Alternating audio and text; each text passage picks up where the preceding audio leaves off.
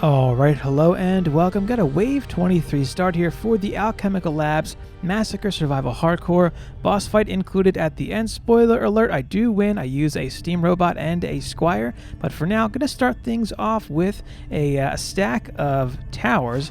Going to be some DSTs. Now the first DST right in the middle, dead smack in the middle, facing the crystal, right in front of that little wall, in front of the boss weapons, and then on either side going to line up another DST aiming dead on straight ahead, and then in front of those a couple of flame burst towers to mix up the elements of damage and help take out all the trash enemies. Going to cut them across these stairs here and face them towards each other to kind of cross them up. It's going to give us a bit of coverage slightly behind the tower stack as well, just in case anything peeks around. We'll be able to knock those enemies out with these flame bursts as well as cover both lanes in the front.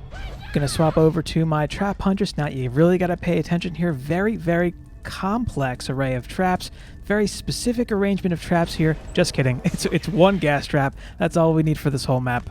Swapping over to the Aura Monk, I've got an Ensnare, Electric, and Strength Drain Aura coming down as close as I can get them to the front of the furnace here. And then I've got a Healing Aura going down at the foot of those pipes there, and then another Aura stack going down behind the boss weapons, Ensnare, Electric, and Strength Drain here.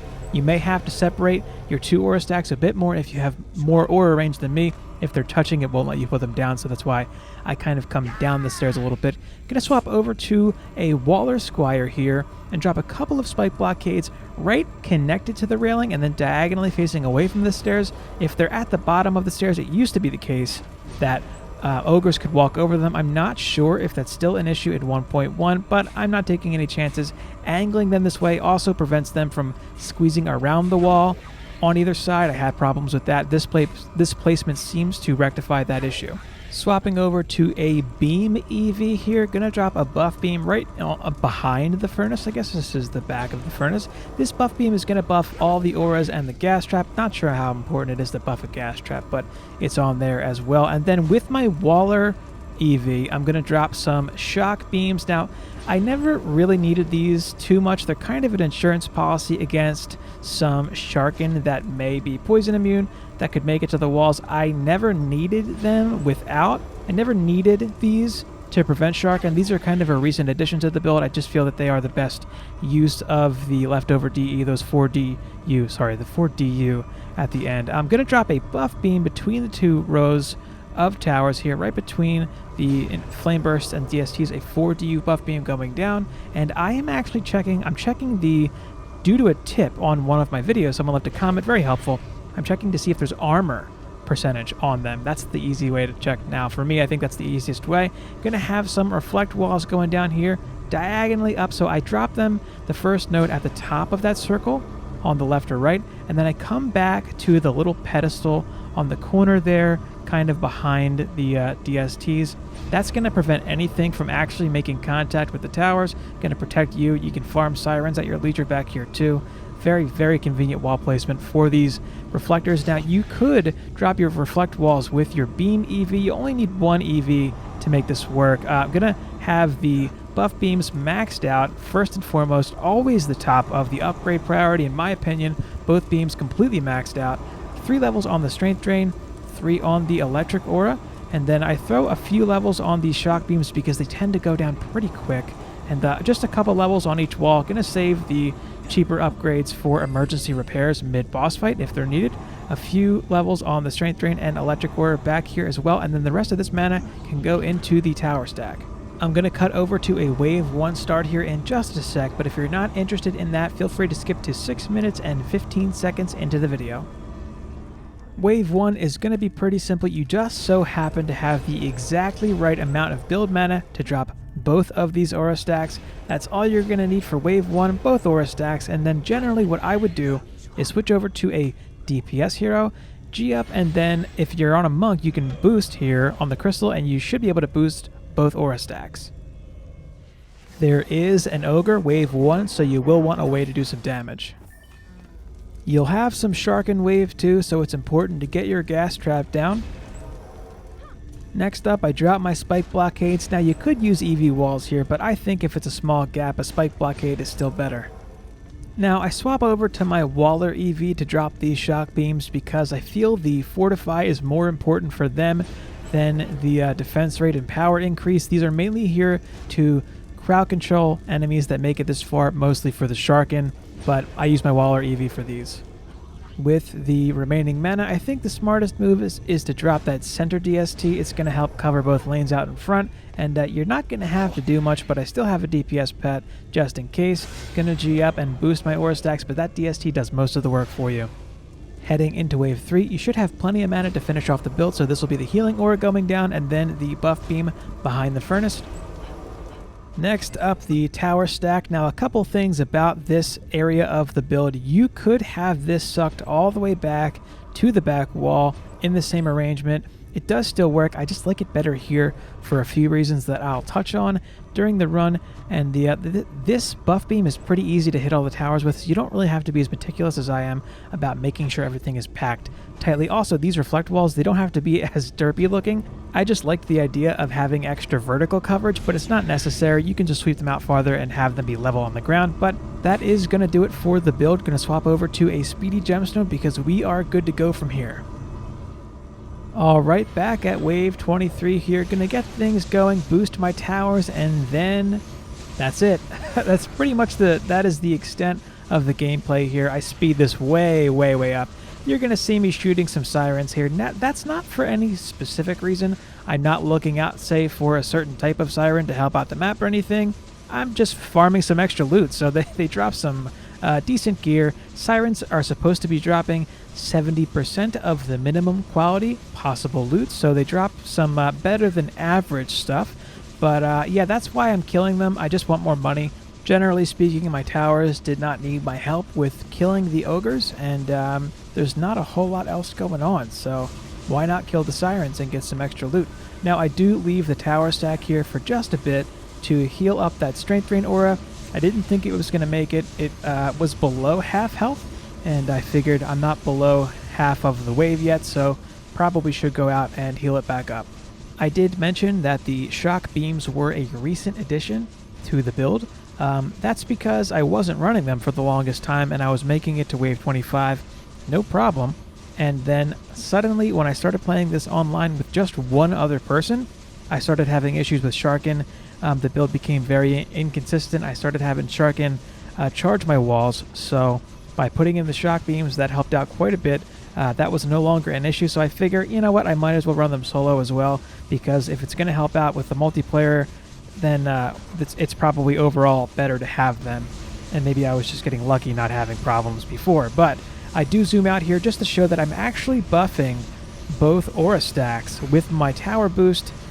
Due to where I am, I'm standing on the edge of the Flame Burst towers, and how big my auras are, I'm able to buff both aura stacks from here with my tower boost.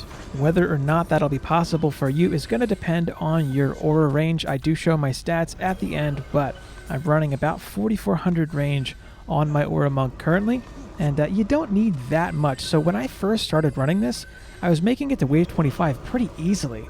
This is one of the easier maps to run. I think it's probably easier than Ancient Mines. I don't know. It's pretty easy, but it runs really slow. So that's kind of the trade-off there.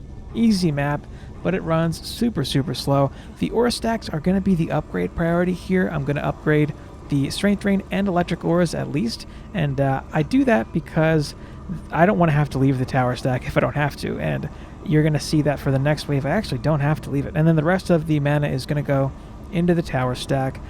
You do want to give your tower stack some love too with that mana, because those towers are going to help out a bunch for the boss wave. And you know, this wave 24, very uneventful. I speed the whole thing way, way up. There's not much else going on aside from exactly what you saw me do in the in wave 23. Kill some sirens, hang out, boost the towers, and let the speedy gemstone do all the work. You will notice that for this wave, coincidentally, I don't have to leave the tower stack because my Strength Drain aura is fine. And I think what's helping me with that is the fact that I can boost both aura stacks, because what that does is it's boosting the damage on my lightning auras as well, and by boosting the damage on my lightning aura in the front, it is killing stuff faster, which means that less enemies are inside of the strength drain aura for less time, so it's not draining as quickly, it's not losing as much health. So a few other alterations that you could make for the build. The shock beam placement is questionable. I don't know if running them along the stairs or across them is better. Not entirely sure. Also, if you happen to have some problems with ogres sneaking around your walls and you don't feel like finagling the placement to get that just right, you could just say, forget the spike blockades and drop some EV walls there. Some 3DU EV walls would do it. They would block in things better, but they have less HP, and my biggest concern was keeping these walls up as long as possible and making sure they had as much health as possible, because when I would fail during the boss fight, it wasn't because I died. Every time I only lost to the boss once by dying. Every other time that I lost, it was because a wall or two went down, and then I had ogres coming in, and they would smash up the core, and that would be the end of it. So my biggest concern was keeping the walls healthy. That's why I go with spike blockades for the build. Same deal here with the upgrade priority. Going to concentrate on the strength drain and electric auras first and foremost, and then the rest of that mana can go into the towers and whatnot. You know, I do also make sure everything is repaired, like the walls. The shock beams, they go down pretty quick. They don't have a lot of health, so yeah, you do want to keep on top of them. But I'm going to swap over to my Squire now. You need to swap over to another hero, whichever hero you're going to fight the boss with before you start wave 25, because you don't have a chance to do it before the boss otherwise.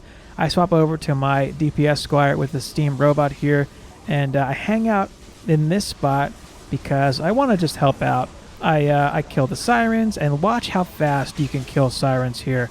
When I turn on the boost on my pet, these everyone's saying pets got nerfed, but I was not able to kill pets. I was not able to kill sirens this fast before. I mean, that's crazy how fast you can kill.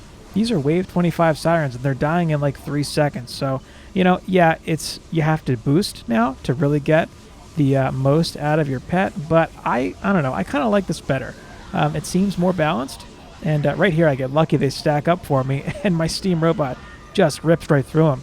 Pretty nice. So now I've got a nice fat pile of loot there on the crystal, because I think I've killed like 4 sirens. So the healing aura, that's another thing.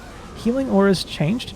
They are only 2DU now, and they seem to strip the... Watch, this spider's going to web me here, but then nothing happens. So I think the healing auras, they strip away the enemy CC from you, so if you get webbed but you're in a healing aura, that goes away. So that's pretty nice. That healing aura is going to come in handy, and watch my HP go up here. You can see that I get like a couple thousand HP per tick from the healing aura, so it's much, much more effective than it used to be.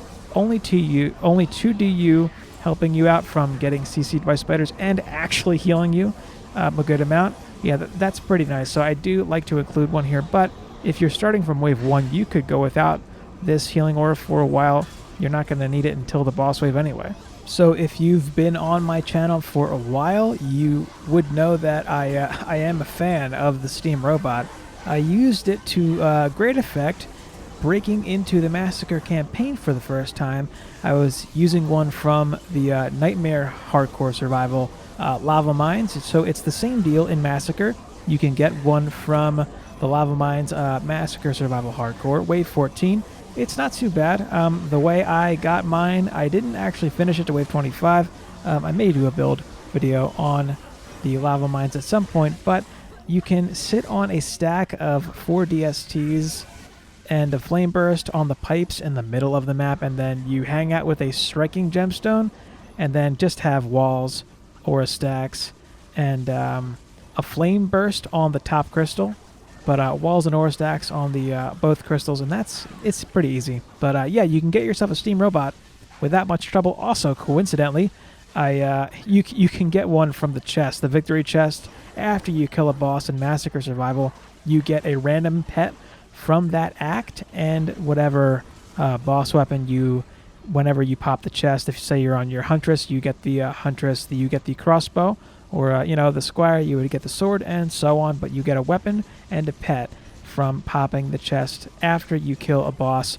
That is true for all 3 bosses, the Demon Lord being the easiest of the 3, both the easiest to get to, and I think the easiest to kill, because you're going to see that the fight is not very intense. It's very similar to, it's reminiscent of what you do during the campaign. I more or less do the same thing, except I have a few specific strategies that I'll talk about during the fight that I think make a big difference. What you're seeing me do right now is kind of do laps around the map to collect the mana, because once the wave is over, that mana will disappear.